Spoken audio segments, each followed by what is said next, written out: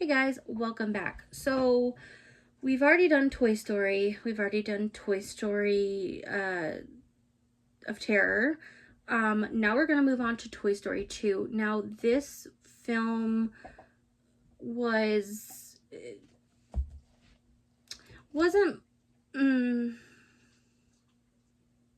there were moments. There were definitely moments.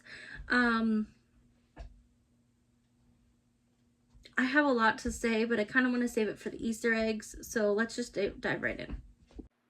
Toy Story 2. So, the beginning of this movie, we are starting off with Easter eggs to Star Wars movies. If you don't know Zurg, this guy, he is the villain, and he's supposed to be like Darth Vader, you know? And this is a joke to, like I said, Star Wars. If you're a big Star Wars fan, Star Wars is part of the Disney Pixar universe. You know, Disney really owns it. Anyway, it inspired a lot of movies that are similar. So we can see that they are playing a video game version of this. The lawn gnome here is a reference to Romeo and Juliet. On the TV, they see Al's Toy Barn, which was referenced in the first movie, but we'll see a bunch of things come up on the TV, like the Pixar ball. We see a map. As Ham and Rex are trying to find the commercial, you will see behind them is a quick shot of the Mickey Mouse clock that was on the original in Toy Story, and then you'll see it in Toy Story 3 as well. In this shot, on the bookcase behind Buster and Woody is not only the Game of Life on the shelf, but in the basket is the Pixar ball. So hey, another Pixar typical thing. This was an Easter egg between Godzilla and Cinderella that Ham was referencing to Rex, and they figure out that Woody was taken by Al from Al's Toy Barn. I do want to mention behind Buzz is the game Guess Who, which was very popular back in our day. And we have magazines in Al's apartment. He has magazines of Woody being very famous, Time magazine, Life magazine, all these popular magazines that are still on the shelves today. Cowboy Crunchies. So this was a Cowboys Crunchy Presents, and it was supposed to be Woody, and the Prospector, and Jesse and Bullseye. Cowboy Crunchies, you might remember, is actually from 101 Dalmatians, and so we are racking up the Easter eggs here. Meanwhile, Ham, Rex, and the rest are flipping through the commercials, the channels to find the commercials still, and we have this quick shot of the snowman from Knick Knack, which was a Pixar short film. Another shot from Woody's Roundup, which there was actually a short film as well. The Grand Canyon also gets referenced in Toy Story 4, which doesn't come out till much later from this video. But I also want to mention that this was kind of similar to Wile E. Coyote, if you guys know Looney Tunes. And the show that kind of was shown on 101 Dalmatians was in that area. Also, Cars takes place not that far from here as well, so want to make that clear as well. I don't know why I didn't put 2 and 2 together until I was just looking up. So, this gives us a reference time in terms of date. So the man on the moon, the first person to walk, was Neil Armstrong and Edwin Buzz Aldrin. Yes, Buzz as in Buzz Lightyear. In July 20th, on July 20th, 1969. Now, there were other space missions prior, where they were, it was like 1965, I think was the earliest that I saw, not by the Americans. Um, but the first person to actually land on the moon is Neil Armstrong and Buzz Aldrin, right? Edwin Buzz Aldrin. So Buzz is named after Edwin Buzz Aldrin. Makes sense, right? And so Prospector is talking about how when this happened, of course, everyone just wants space toys and they're no longer cool because the Wild Wild West is over and all that jazz. So, just to point that out. Now, Al from Al's Toy Store is talking about he's going to bring the whole collection to a museum in Tokyo. If you guys don't know, Disney is very popular in Japan and China. Um, there's Disneyland Shanghai, there's Disneyland Tokyo. So there's a lot of Asian Disney lovers.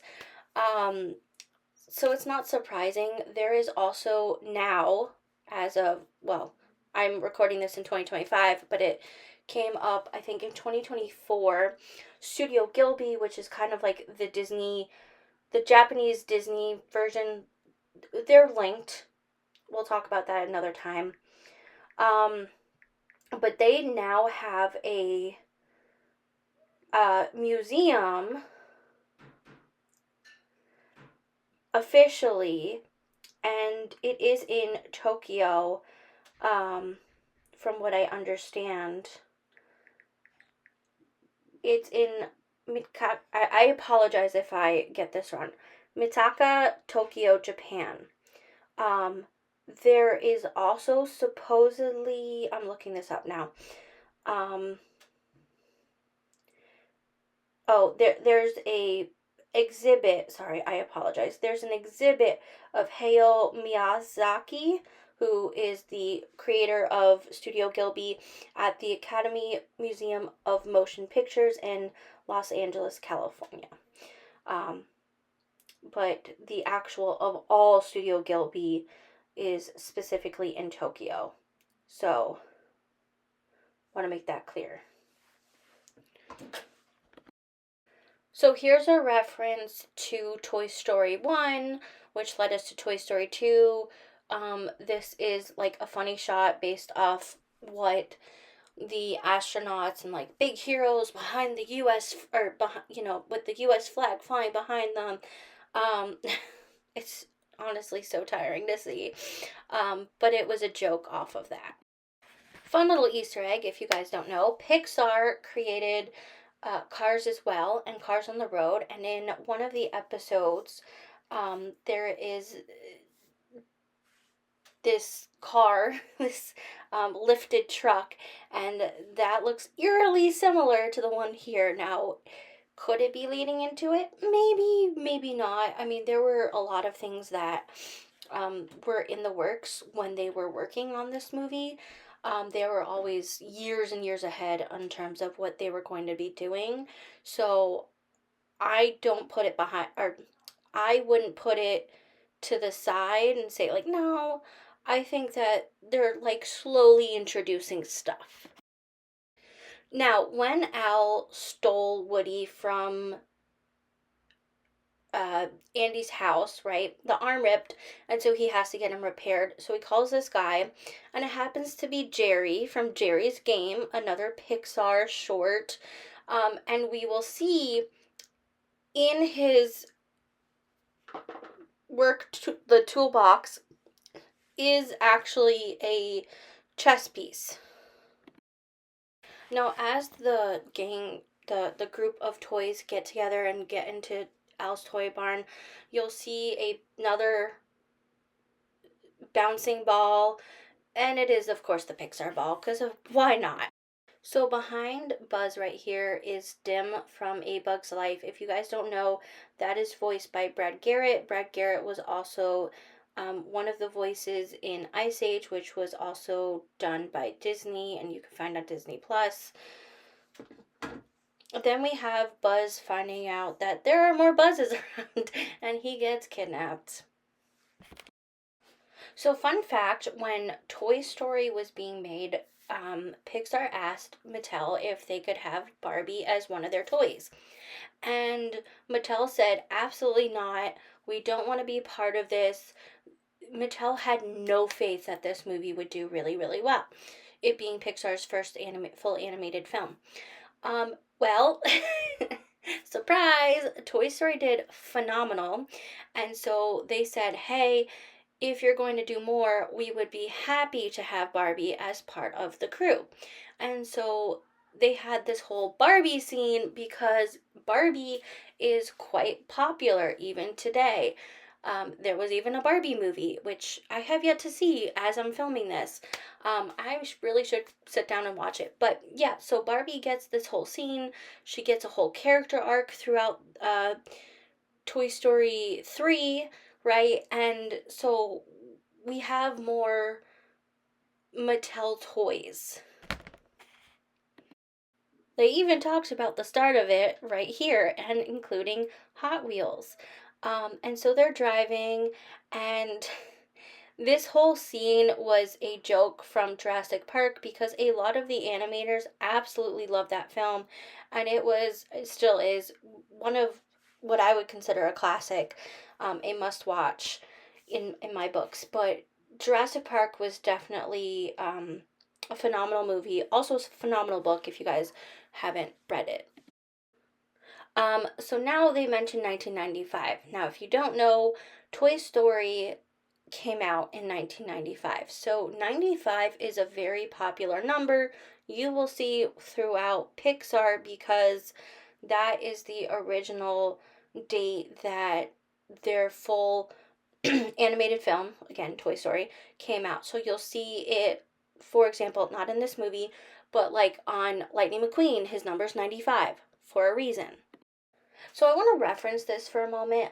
The way that Al was going about is very similar to the way that the guy who owned the hotel in Toy Story of Terror was doing it and wanting to sell the toys. So making that clear, there is a link there. So Emily, who Jesse mentions, it ends up being Andy's mom. And here, where Emily grew up, the tree in the background is the same tree that we see at the end of Toy Story. It is the tree in A Bug's Life, among other things like WALL-E. So, kind of a cool reference and timeline here. Here, Prospector is foreshadowing for Toy Story 3. Will Andy be taking Woody and the other toys to, well, specifically Andy, to college? So, at this point, when this movie came out, we didn't really know there was going to be a Toy Story 3, but we could assume yes. Here is a more obvious reference to Godzilla, another popular monster movie from the times. A reference to the future of Up coming in. Delivering a pizza. Isn't that how Woody found Buzz and got him back to Andy? Oh, yes, it is, from Pizza Planet Truck, which we will eventually see. As Buzz is on his way to, with the crew, to get Woody from Al's apartment, Zurg has chased them.